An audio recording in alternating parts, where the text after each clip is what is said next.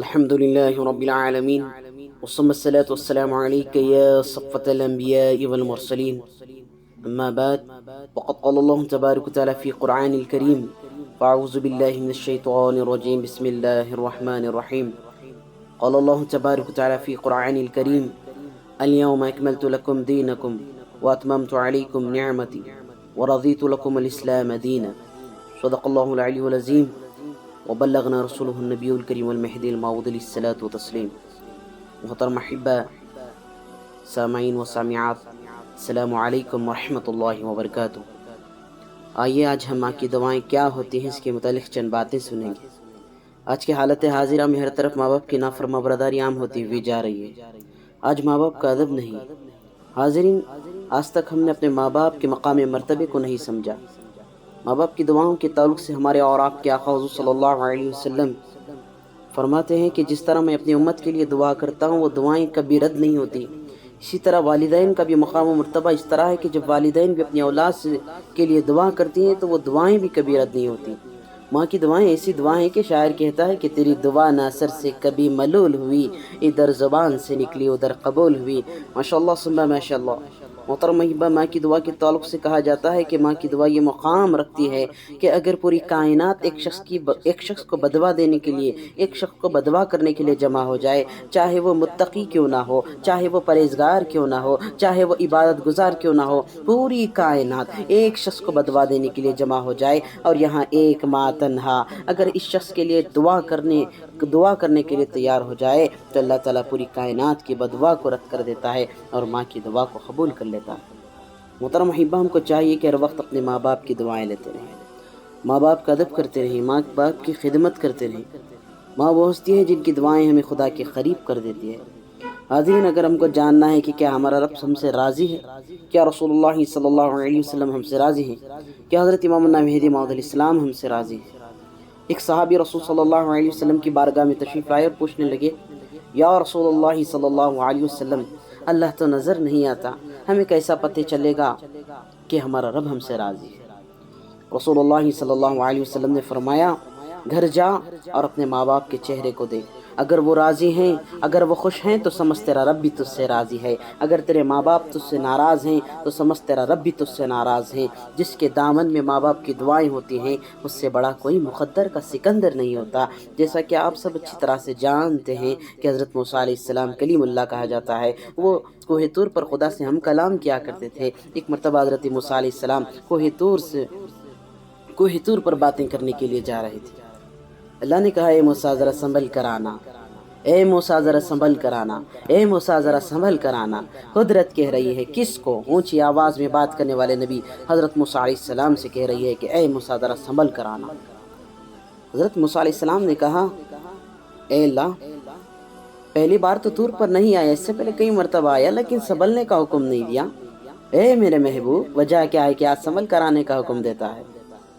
تو اللہ تعالیٰ نے فرمایا: موسیٰ، جب تو گھر سے نکلتا تھا، مجھ سے باتیں کرنے کے لیے جب تو گھر سے نکلتا تھا تو تیری ماں دعا کرتی تھی کہ اے میرے اللہ، اے میرے اللہ، میرے موسیٰ کی طبیعت میں جلال ہے، اگر وہ اونچی اونچی باتیں تیری بارگاہ میں کر دے تو درگزر کر دینا، کیونکہ تو کریم ہے، تو رحیم ہے، درگزر کر دینا. تو اللہ تعالیٰ نے کہا: اے موسیٰ، آج تیری ماں کا انتقال ہو گیا ہے، اب تو ماں کی موت کے بعد گھر سے نکلا ہے، ذرا سنبھل کر آنا. جب تک تیری پشت پر تیری ماں کی دعائیں تھی، قدرت تجھے سنبھلنے کا حکم نہ دیا. آج تو نکلا ہے، ماں کی موت کے بعد نکلا ہے، اب وہ دعائیں، وہ آنچل تیرے سر پر نہ رہا. تو قدرت کہہ رہی ہے کہ اے موسیٰ سنبھل کر آنا، اے موسیٰ سنبھل کر آنا. اللہ اکبر. محترم محبہ، جناب موسیٰ علیہ السلام جیسے پیغمبر کو ماں کے وصال کے بعد جب سنبھلنے کا حکم دیا جاتا ہے، تو ہمارا آپ کی آج کس طرح اپنے ماں باپ کو اونچی آواز میں باتیں کر رہے ہیں، ان کی نافرما برداریاں کر رہے ہیں. جہاں شریعت ماں باپ کو اف تک کہنے کی اجازت نہیں دیتی، آج ہم انہی کو زبان درازی کرنے لگتے ہیں، اونچی آواز میں بات کرنے لگتے ہیں. اللہ ہم سب کی حفاظت فرمائے اور ہر وقت ماں باپ کی خدمت و قدر کرنے کی توفیق عطا فرمائے. محترم محبہ، ماں کی دعا کے تعلق سے حضرت موسیٰ علیہ السلام کا اور دوسرا واقعہ سماعت فرمائیں.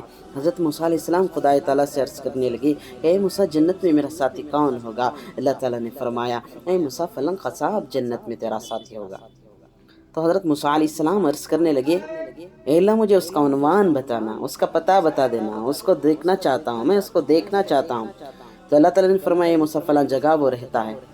تو موسیٰ علیہ السلام اس کو دیکھنے کے لیے اس کے دکان کے قریب گئے اور دیکھنے لگے وہ گوشت کتر رہا ہے، فلاں جگہ وہ گوشت کتر رہا ہے اور تقسیم کر رہا ہے۔ اور آخر میں جب کاروبار ختم ہو جاتا ہے تو خصاب اپنے گھر کی جانب جانے لگتا ہے۔ حضرت موسیٰ علیہ السلام بھی اس کے پیچھے پیچھے جا رہے تھے۔ جب وہ گھر کے قریب گیا تو خصاب تو حضرت موسیٰ علیہ السلام کو جانتا نہیں۔ حضرت موسیٰ علیہ السلام نے اس بندے سے کہا اے اللہ کے بندے کیا میں گھر میں داخل ہو سکتا ہوں؟ خصاب نے کہا اے اللہ کے بندے اجازت ہے، اندر آ جا۔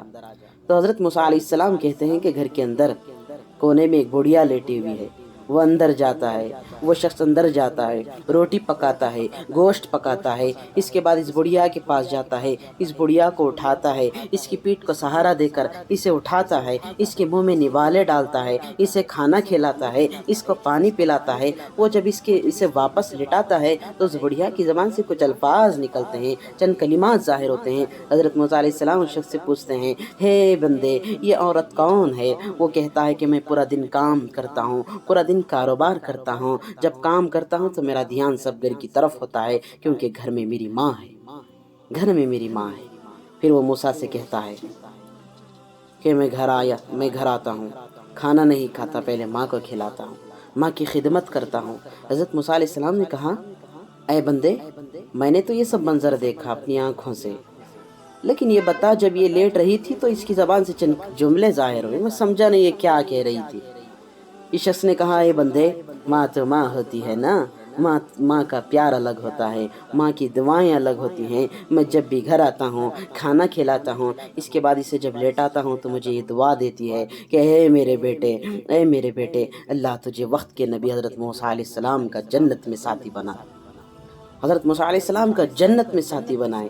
اس شخص نے کہا اے بندے میں تو خصاب ہوں، کہاں موسیٰ نبی اللہ، کہاں بنی اسرائیل کا نبی، میں تو اسے دیکھ بھی نہیں سکتا، ماں تو ماں ہوتی ہے نا۔ حضرت موسیٰ علیہ السلام نے کہا اے اللہ کے بندے دیکھ تیری ماں کی دعا آج قبول ہو گئی ہے، آج بنی اسرائیل کا نبی تجھے دیکھنے کے لیے تیرے گھر میں آیا ہے۔ میں وہی موسیٰ ہوں جو جنت میں تو میرا ساتھی ہے، میں ہی وہ موسیٰ ہوں جو جنت میں تو میرا ساتھی ہے۔ اللہ اکبر۔ محترم احبہ یہ ہوتا ہے ماں کی دعائیں، یہ ہوتی ہیں ماں کی دعائیں جو ہمیں خدا کے قریب کر دیتی ہے۔ واقعات کو سن لینا، آنکھوں میں آنسوں کا آ جانا کافی نہیں ہے، بلکہ اپنی زندگی میں ایسے واقعات کو سن کر عمل والی زندگی کو بندگی بنانا ہے۔ بس میں آخر میں اس خلاق کائنات سے دعا کرتا ہوں کہ اے باری تعالیٰ ہمیں ماں باپ کی خدمت، ان کا ادب و احترام کرنے کی توفیق عطا فرمائے۔ اے باری تعالیٰ ہمیں اپنے ماں باپ سے اونچی اونچی آواز میں باتیں کرنے سے ہماری حفاظت فرمائے، ہر وقت ماں باپ کی دعائیں لینے کی توفیق عطا فرمائے۔ جن کے ماں باپ زندہ ہیں اے باری تعالیٰ ان کی عمر دراز فرما کر ان کو صحت و تندرستی عطا فرمائے، ان کو شفائے کاملہ عطا فرمائے، اور جن کے ماں باپ نہیں ہیں اے اللہ ان کی مغفرت فرما، ان کو تیرے عرش کے سائے میں جگہ عطا فرما، اور ان کی اولاد کو تو جیسا چاہتا ہے ویسا بنا دے۔ آمین ثم آمین۔ وآخر دعوانا الحمد للہ رب العالمین۔